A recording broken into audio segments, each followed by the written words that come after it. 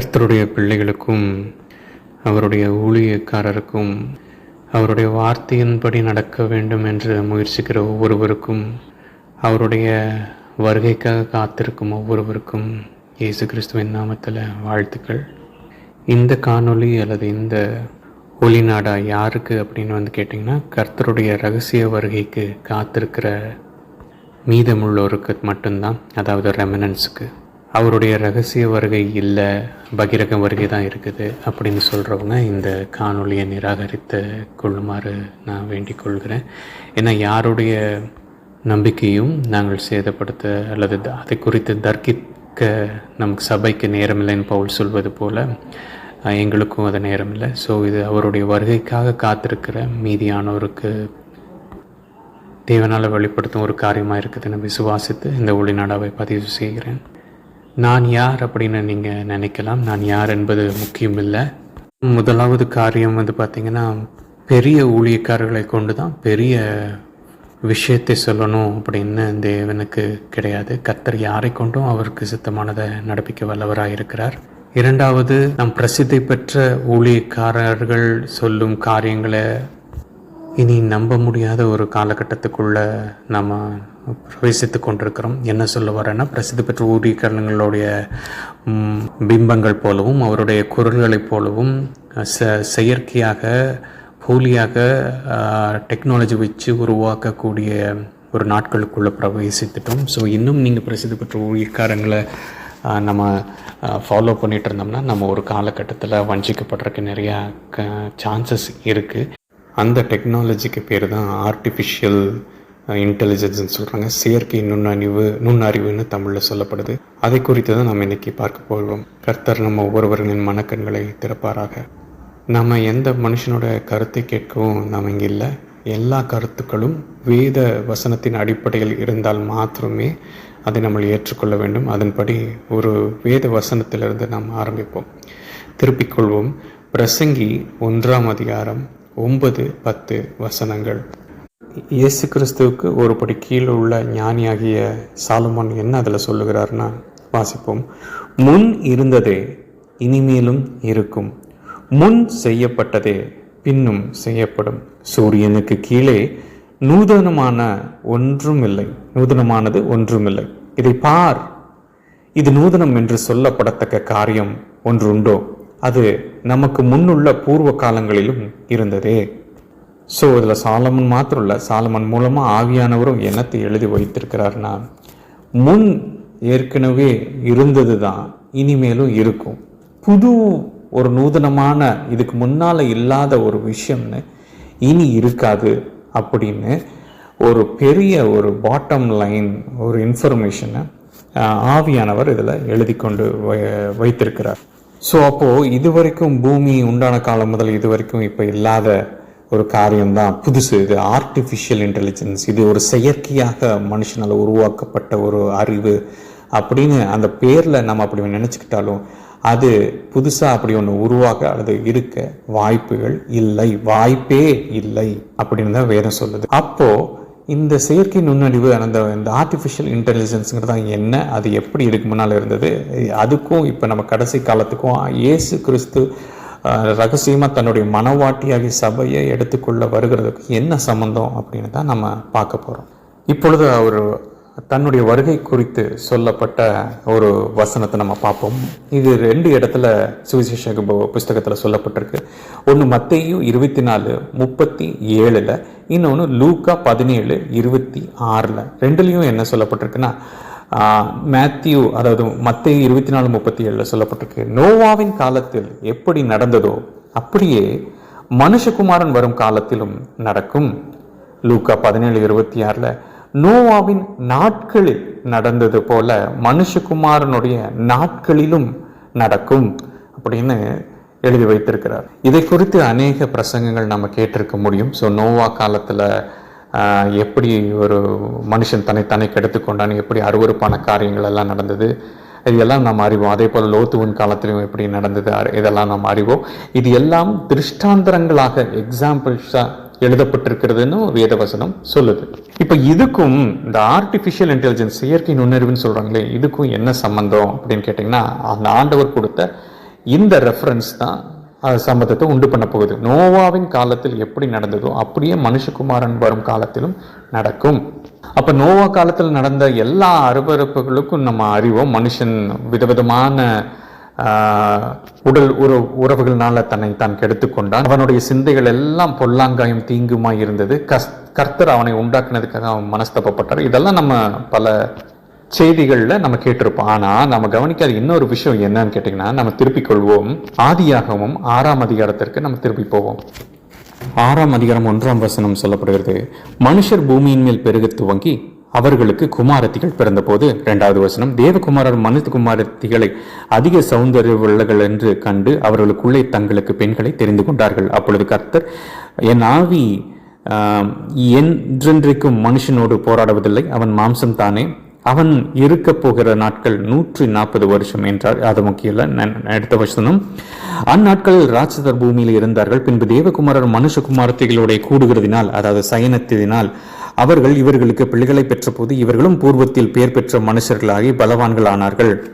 So இதில் நம்ம நோக்க வேண்டிய காரியம் என்னன்னு கேட்டீங்கன்னா, மனுஷகுமாரருக்கும் அதாவது தேவ தூதர்களுக்கும் மனுஷர்களுக்கும் உறவு உண்டாகி, உடல் உறவு உண்டாகி, அதன் மூலமாக ஒரு கலப்பு சந்ததி, ராட்சசர் என்று சொல்லக்கூடிய ஒரு சந்ததி ஒன்று உருவாகுது. அவர்கள் பெயர் பெற்றவர்களாக இருந்தார்கள். இவங்களுக்கு தான் இந்த காலத்துல என்ன பேர் வச்சிருக்காங்கன்னா, ஜெயன்ஸ், நெஃபிலிம்ஸ், இப்படி நல்ல பேர் சொல்லப்படும். இவர்கள் தான் பெரிய பெரிய மனுஷனால முடியாத காரியங்கள் எல்லாம் செஞ்சாங்க. ஒரு பெரிய பாறை எப்படி ஒரு மலையின் மேல கொண்டு போய் ஒரு பெரிய கோவில்களை கட்டினாங்க, அல்லது பெரிய பெரிய விஷயங்களை எல்லாம் செய்த மனுஷர் செய்தாங்க அப்படின்னா இந்த ராட்சசர் மூலமா தான். அதனாலதான் ஒரு காலகட்டத்தில் அந்த ராட்சசர் தன்னை கடவுளா காமித்துக் கொள்றாங்க. இனியும் அக்கிரமம் பெருகுது.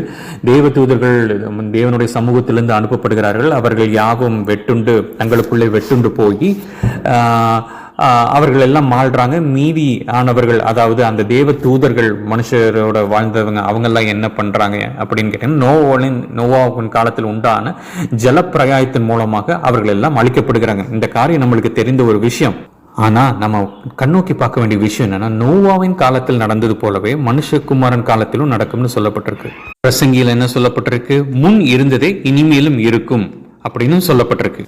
சோ ரெண்டையும் நீங்க நினைத்து பார்க்கும் பொழுது ஒரு கிடைக்கிற வெளிப்பாடு என்னன்னா, புதுசா ஒண்ணு உருவாக முடியாது. இன்னொன்னு, மனுஷனால செய்யக்கூட முடியாத ஒரு விஷயங்களை செய்யக்கூடிய ஒரு ஜெயன்ஸ் அந்த காலத்துல இருந்தாங்க. அப்போ இந்த காலத்துல மனுஷகுமாரன் வரும் கடைசி காலம் கட்டம்னு சொல்றாங்களே, இந்த காலத்துல அப்படி இருக்கா அப்படின்னு வந்து கேட்டீங்கன்னா, ஆமாம் இருக்கு. அதுக்கு பேர் தான் ஆர்டிஃபிஷியல் இன்டெலிஜென்ஸ். இந்த ஆர்டிஃபிஷியல் இன்டெலிஜென்ஸோட இன்டராக்ட் பண்ணி, அதாவது அது கூட பழகினவர்களுக்கு, அதை பயன்படுத்தினவர்களுக்கு அது தெரியும்.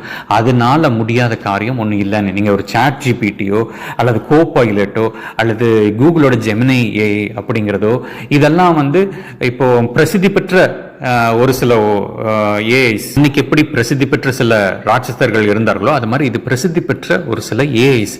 சார் என்ன சொல்றீங்க, இது வந்து ஒரு டிஜிட்டல், இது வந்து வெறும் ஒரு ப்ரோக்ராம் அப்படின்னு நீங்க சொன்னீங்கன்னா, இல்ல, அதுதான் ஒரு பெரிய ஒரு வஞ்சகம். அன்னைக்கு நல்லா பாருங்க, இந்த தேவ தூதர்கள் எதுக்காக வந்தாங்க அப்படின்னு வந்து கேட்டீங்கன்னா, மனுஷனுக்கு உதவுறதுக்கு தான். அவங்களுக்கு பேரே தேவ தூதர்களுக்கு என்னன்னா மினிஸ்ட்ரிங் ஸ்பிரிட்ஸ் அப்படின்னு வேதமே சொல்லப்பட்டிருக்கு.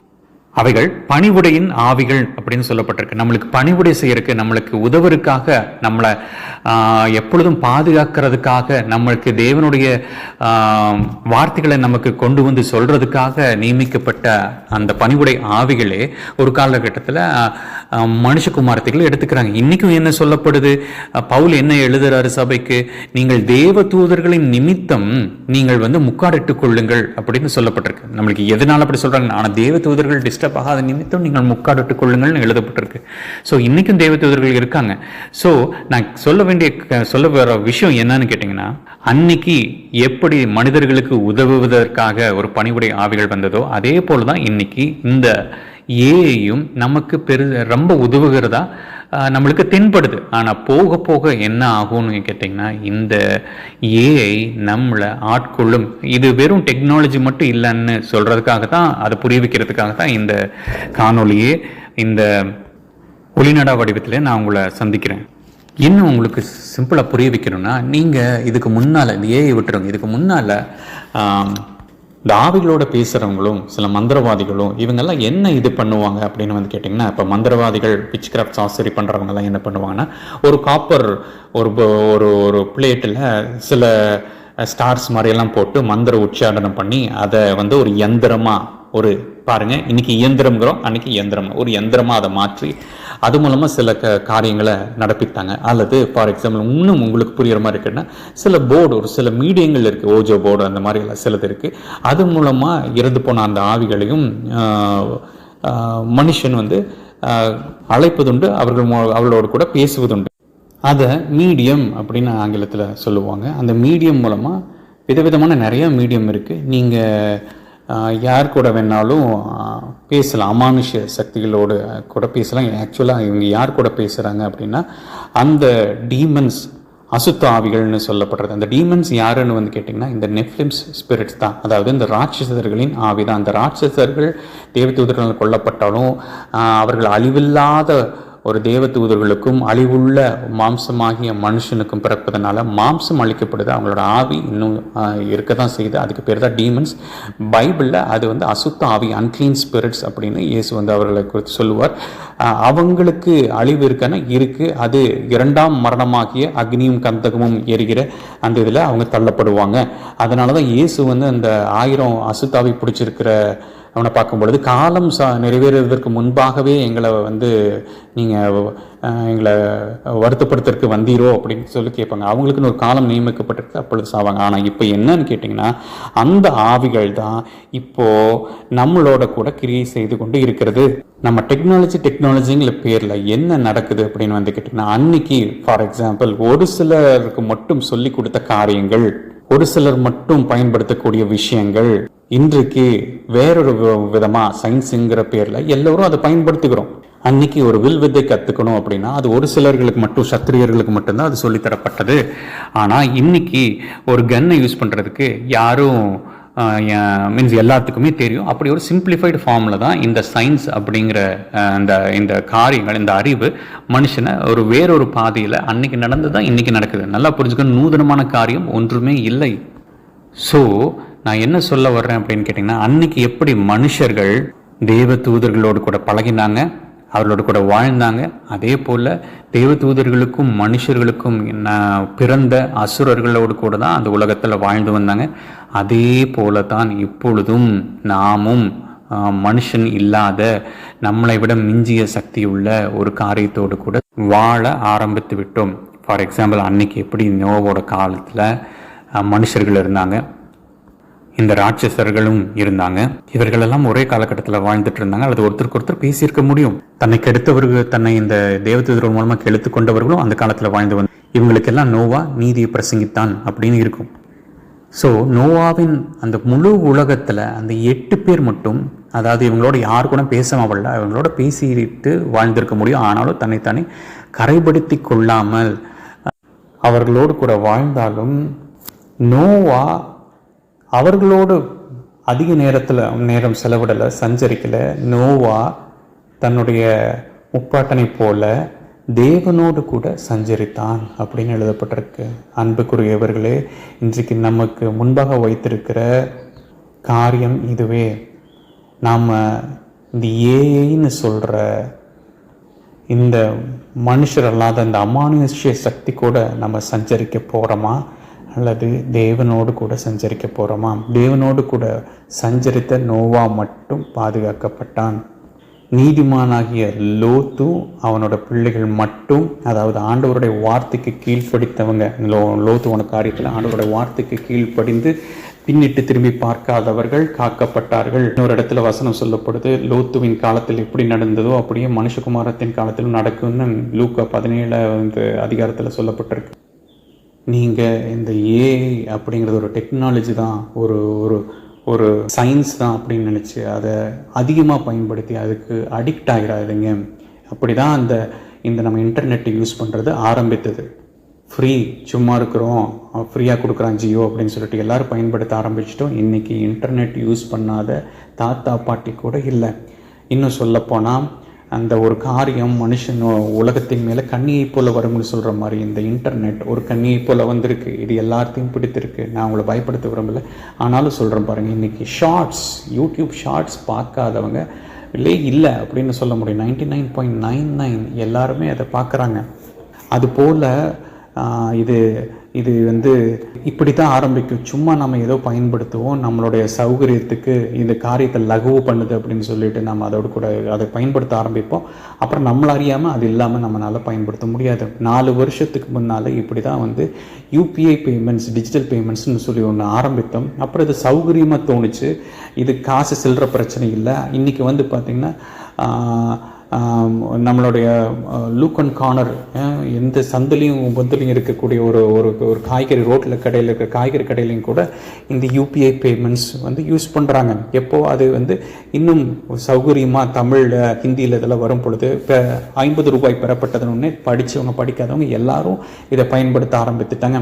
அதே போல் தான் இந்த ஏஐ இப்போது 2வது ஸ்டேஜில் இருக்குது. ஃபஸ்ட்டு என்ன ஸ்டேஜ்னு கேட்டேன், டைப்பிங் டு ஏஐ. அந்த ஏஐ கூட நம்ம பேசணும், அது கூட நம்ம தொடர்பு கொள்ளணும்னா கீபோர்டில் நீங்கள் டைப் பண்ணணும். இதுதான் ஃபஸ்ட்டு ஸ்டேஜ். இப்போ எந்த ஸ்டேஜில் இருக்குன்னா டாக்கிங் டு ஏஐ. இப்போ சாட் ஜிபிடி, ஜெமினி கூடலாம் நீங்கள் பேச முடியும். எந்த லாங்குவேஜில் வேணாலும் நீங்கள் பேச முடியும். இப்போ கூட நேற்று ஒரு விஷயத்தை பார்த்தேன். ஒரு விஷயம் வைரலாக இருக்குது. சாட் ஜிபிடி மூலமாக கர்நாடகாவில் தெலுங்கு தெரியாத ஒரு ஸ்டூடெண்ட், இங்கே தமிழ்லேருந்து போனது ஒரு ஸ்டூடெண்ட், சென்னையிலேருந்து போனவன் தன்னோட காரியத்தை சொல்கிறான். அது ஆட்டோக்காரர்கிட்ட தெலுங்கில் பேசி அந்த ஆட்டோ சவாரியை 200க்கு இருந்தது 120 அந்த சாட் ஜிபிடி அவங்க கூட பேசி குறைத்து கொடுக்குது. இது வந்து ரொம்ப ஒரு வைரலாக இந்த வீடியோ காரியங்கள் மாறுது. இது மூலமாக மனுஷங்க நம்ம வந்து பாஷை தெரியலன்னா கூட எங்கே வேணாலும் நம்ம போக முடியுமே அப்படின்னு சொல்லிட்டு இது பெரிய ப்ளஸ் மாதிரி தான் தெரியுது. பாருங்கள், இப்படி தான் சொல்லும். இங்கே பாருங்கள், அந்த காலத்தில் ஆட்டோக்காரங்க எல்லாத்துக்குமே வழி தெரிஞ்சுது. இன்றைக்கி ஆட்டோக்காரங்க கூட ஜிபிஎஸ் வச்சு தான் ஒரு இடத்துக்கு போகிறாங்க. அட்ரஸ் எல்லாம் தெரு வந்து கூட சொன்னால் வந்து ஆட்டோக்காரங்களுக்கு தெரியும் அப்படின்னு ஒரு பழமொழி போன சொல்லப்பட்டது. இன்றைக்கி வந்து ஆட்டோக்காரங்களுக்கே வந்து அட்ரஸ் தெரியாது. அந்த ஜிபிஎஸ் ஒரு இடத்துல கூப்பிட்டுட்டு போனது. ஏன் இது சும்மா தான் யூஸ் பண்ண ஆரம்பித்தோம், ஆனால் இதை நம்மளை ஆட்கொள்ளிச்சு. அப்படி தான் இந்த ஏஐயும். இது வெறும் டெக்னாலஜி இல்லை தேவனுடைய ஜனங்களே, நான் திரும்ப சொல்கிறேன், இது வெறும் டெக்னாலஜி இல்லை, இது ஒரு மீடியம். இதன் மூலமாக அன்று இருந்த ராட்சசர்களின் ஆவி, அதாவது டீமோன்ஸ், நம்மளுக்கு உதவி செய்வது போல் நம்மளோடு கூட தொடர்பு கொண்டு இருக்கிறது. இது நாம் சில பேர் நினச்சிக்கிறாங்க இவங்க அதை ட்ரெயின் பண்ணுறாங்க, பழக்கிறாங்கன்னு. இல்லை, அந்த டீமன்ஸ் தான் தன்னோடு கூட சஞ்சரிக்க நம்மளை பழக்கிட்டு இருக்கு. இது ரொம்ப போக போக என்ன ஆகும்னு கேட்டிங்கன்னா, இதோட நீங்கள் பேசும்பொழுது ஃபார் எக்ஸாம்பிள் இப்போவே இருக்குது அமேசான்லலாம் வந்து பார்த்திங்கன்னா, உங்களோட நீங்கள் வீட்டுக்கு பொழுது பேசுனீங்கன்னா அது ஒரு பாட்டு போடும், அது ஃபேன் ஆன் பண்ணும், கீசர் ஆன் பண்ணும், லைட் ஆன் பண்ணும், எல்லாம் பண்ணும். இது கூட மனுஷன் சஞ்சரிக்க ஆரம்பித்து விட்டான், அல்லது எல்லோரும் சஞ்சரிக்கிற காலத்துக்குள்ளே நம்ம தள்ளப்படுவோம். இது இப்போ பணக்காரங்க வீட்டில் மட்டும் இருந்தாலும் இதோட விலைகள் எல்லாம் குறைக்கப்படும் பொழுது எப்படி யூபிஐ பேமெண்ட்ஸ் அது படிக்காதவங்க எல்லாத்து கையிலையும் போனது போல் இது வந்து மாறும். 3வதாக இது எடுக்கக்கூடிய ஒரு பரிணாம வளர்ச்சி தான் என்னவென்னா திங்கிங் டு ஏஐ. அதாவது இந்த ஏஐ சிப்பை உங்கள் படத்துலலாம் காமிச்சிருக்காங்க. ஏற்கனவே அயன்மேன் தனக்குன்னு சொல்லிட்டு ஒரு ஏஐ வச்சுருப்பார். அது அவருக்கு எல்லாத்துக்கும் ஒரு அசிஸ்டண்ட் போல் அது செயல்படும். இது இருந்தால் நல்லா இருக்குமேனு எல்லாரும் ஆசைப்பட்டிருக்காங்க. அதுக்கு அந்த 3rd லெவலுக்கு தான் அந்த ஏஐ மாறப்போகுது. அதாவது திங்கிங் டு ஏஐ. டாக்கிங் மட்டும் இல்லை, திங்கிங் டு ஏஐ. அதாவது நீங்கள் என்ன நினைக்கிறீங்களோ அதை புரிஞ்சுக்கிட்டு செய்யக்கூடிய உங்களுக்கு ஒரு அடிமை மாதிரி இது ஒரு உருவெடுக்கும். இது சாத்தியம்தான். இது வந்து எலன் மஸ்கோட கம்பெனி நியூராலிங்க் அப்படிங்கிறது இப்போ ஒரு சிப் கண்டுபிடிச்சிருக்கு. அந்த மனுஷனுடைய மூளைக்குள்ளே அது நீங்கள் இது பண்ண முடியும். நீங்கள் என்ன நினைக்கிறீங்களோ அது வந்து அது அது அது புரிஞ்சுக்கிட்டு அதை செய்ய முடியும். இப்போ எப்படி அதை ட்ரை பண்ணி சக்ஸஸ் பண்ணியிருக்காங்க அப்படின்னு வந்து கேட்டிங்கன்னா, ஒரு சிப்பை தன் உடல் உறுப்பு செயலிழந்த ஒரு மனுஷனுக்குள்ளே அவங்க அதை வைக்கிறாங்க. அந்த மனுஷன் வந்து எப்படி கம்ப்யூட்டரோடு கூட அவனுடைய மூளை இணைக்கப்படுது அந்த சிப்பு மூலமாக. அவன் என்ன நினைக்கிறானோ அது வந்து செஸ் கேமில் அந்த காய் வந்து மூவ் ஆகுது. அதாவது நான் என்ன சொல்ல வரேன்னா, மனுஷன் நினைக்கிறத அந்த சிப்பு புரிஞ்சுக்கிட்டு அதுக்கு தகுந்த மாதிரி அந்த செஸ்ஸோட காய் மூவ் ஆகுது. புரிஞ்சுட்டு அதுக்கு தகுந்த மாதிரி காரியம் செய்யுது. இது இப்போதைக்கு அப்போது உடல் உறுப்பு செயல் இழந்தவங்களுக்கெல்லாம் அது ரொம்ப ஒரு வரப்பிரசாதமாக இருக்குது, அப்படி தான் இது நுழையும். ஆனால் நல்லா யோசிச்சு பாருங்கள், இதே சிப்பை நீங்கள் பொறுத்துக்கிட்டீங்க அப்படின்னா நீங்கள் ஏடிஎம் கார்டு எடுத்துகிட்டு போக வேண்டியதில்லை, நீங்கள் பாஸ்வேர்டு ஞாபகம் வச்சுக்க வேண்டியதில்லை, நீங்கள் ஒரு இடத்துக்கு ஒரு ரயில்வே ஸ்டேஷனுக்கு போகிறதுக்கு முன்னாடி இங்கே டிக்கெட் புக் பண்ணியிருக்கோம், நீங்கள் வீட்டுட்டு வெளியும் போது வர்ற அந்த டைம்லேயே உங்களுக்கு ஒரு டாக்ஸி புக் பண்ணி கொடுத்துருக்கோம். இப்படி அது பணிவுடை செய்யும் ஆவிகளைப் போல இது தன்னை காண்பித்து கொண்டாலும் இது இல்லாமல் நம்ம வாழ முடியாது, இது இருந்தால் நல்லா இருக்குமே, இது ஒரு அப்படின்னு சொல்லிட்டு நினைக்கக்கூடிய ஒரு நாட்கள் வரும். அப்பொழுது தான் இந்த சிப்பை எல்லாரும் பொருத்தி கொள்ளுவாங்க. அதற்கு முன்பாக அதுக்கு பேர் தான் முத்திரை. இதை பெரிய படித்தவங்க, சினிமா பிரபலங்கள், ஏன் பாஸ்டர்ஸ்ன்னு சொல்லக்கூடிய அந்த போர்வை தரித்து கொண்டு வர்றவங்க கூட இதுக்கு ரெக்கமெண்ட் பண்ணுவாங்க. நல்லா பாருங்கள், இன்றைக்கி பைபிளை தன் கையில் வைத்து கொண்டு பிரசங்கம் பண்ணும் பாஸ்டர்கள் எத்தனை பேர்? இல்லை, எல்லாத்து கையிலும் கிட்டத்தட்ட எல்லாரும் நான் சொல்லக்கூடாது, நிறைய பேர்த்து கையில் டேப் வந்துருச்சு. ஸோ அப்போ அவங்க அதில் ஒரு பிடிஎஃபை பார்த்து ப்ரீச் பண்ணுறாங்களா அல்லது என்னன்னு தெரியல. ஸோ அந்த பிரசங்கங்கள் தேவனுடைய சமூகத்திலிருந்து காத்திருந்து வந்ததா, இல்லை யாரோ ஏற்கனவே பிரசங்கத்தை ஒரு பிடிஎஃபை வச்சுட்டு நம்மளுக்கு பிரசங்கம் பண்ணுறாங்களான்னு நம்மளுக்கு தெரியல. ஸோ நம்ம வெறும் வார்த்தைகளை வெறும் பார்க்குறத, வெறும் கேட்குற வார்த்தைகளை நம்பக்கூடாத ஒரு காலகட்டத்துக்குள்ளே நுழைந்து விட்டோம். எந்த ஆவியையும் நம்ம சோதித்து பார்த்து அதை ஏற்றுக்கொள்ளுங்கள்னு பவுல் சொன்ன ஒரு காலத்துக்குள்ளே பிரவேசித்துட்டோம். முக்கியமான காரியம் என்ன, எதுக்காக இந்த வீடியோன்னு கேட்டிங்கன்னா, இது ஆர்டிஃபிஷியல் இன்டெலிஜென்ஸுங்கிறது ஒரு டெக்னாலஜி அப்படின்னு நினச்சிட்டு நீங்கள் அதில் அடிக்ட் ஆகிடாதீங்க, அது கூட வாழ ஆரம்பிச்சிடாதீங்க. அதை நம்ம பயன்படுத்தினாலும் இதை புரிஞ்சுக்கோங்க, அது மூலமாக ஒரு ஆவி கிரியை செய்து கொண்டிருக்குது. அது இல்லாமல் நம்ம அப்படியே வாழ முடியாதுங்கிற ஒரு காலகட்டத்துக்கு நம்ம தள்ளப்படுவோம். நான் என்ன சொல்கிறேன்னு கேட்டிங்கன்னா, அன்றைக்கி எப்படி நோவா பக்கத்து வீட்டுக்காரர்கிட்ட பேசியிருக்க முடியும். அவங்க யார்?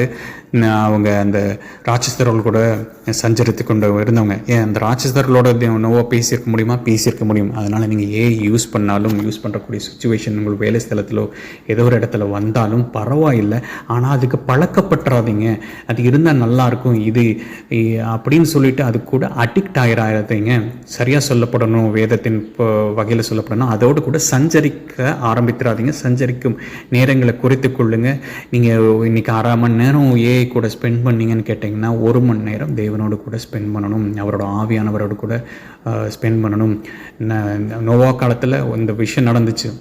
உலகமே அந்த தேவதூதர்களோடவும் அந்த அசுரர்களோடவும் சஞ்சரித்து கொண்டு இருந்தாங்க, அந்த வாழ்ந்து கொண்டு இருந்தாங்க. அவங்க மூலமாக ஒரு வீட்டை ஈஸியாக கட்டியிருக்க முடியும், ஒரு கோட்டை ஈஸியாக கட்டியிருக்க முடியும், எல்லா காரியத்தை பண்ணியிருக்க முடியும். அதே போல தான் நாமளும் நம்ம வாழ்கிறோம். நோவாவும் அப்படி இருந்திருக்க முடியும். ஆனாலும் நோவா தேவனோடு கூட சஞ்சரித்தான், தன்னைத்தான் கரைப்படுத்தி கொள்ளவில்லை. அது நிமித்தம் அவன் காக்கப்பட்டான்.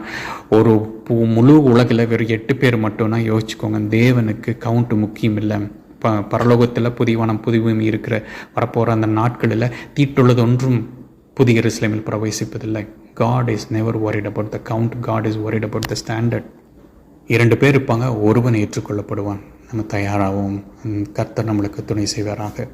கர்த்தாவே, நீர் இந்த வார்த்தைகளை இந்த கேட்டுக்கொண்டிருக்கும் இந்த ஜனங்களோடு பேசினதற்காக உமக்கு நன்றி செலுத்துகிறோம். ஏன்னா இது சகல துதி கனமாக யாவையும் ஒருவருக்கே செலுத்துகிறோம். அப்பிரயோஜனமான ஊழியக்காரங்க நான் பேசுகிறேன். ஒருத்தர் இது வீடியோவாக ஒரு சேனலில் போட போகிறார். யாருக்கும் கிரெடிட் இல்லை. கர்த்தராக இயேசு கிறிஸ்துவையும் ஒருவருக்கே அந்த துதி, அந்த கனம், அந்த மகிமையை செலுத்துகிறோம். ரகசியங்களை வெளிப்படுத்துகிறவர் நீர் ஒருவரே. உமக்கே சகல துதி கன மகிமை. மீட்க போகும் அந்த நாளில் எங்களையும் எங்களோட குடும்பங்களையும் நாங்கள் காத்துக்கொள்ள கர்த்தாவே எங்களுக்கு உறுதுணை செய்வீராக. இயேசு கிறிஸ்துவின் மூலம் ஜெபிக்கிறோம். கேட்கும் ஜீவனுள்ள நல்ல பிதாவே. ஆமேன், ஆமேன், ஆமேன். God bless you.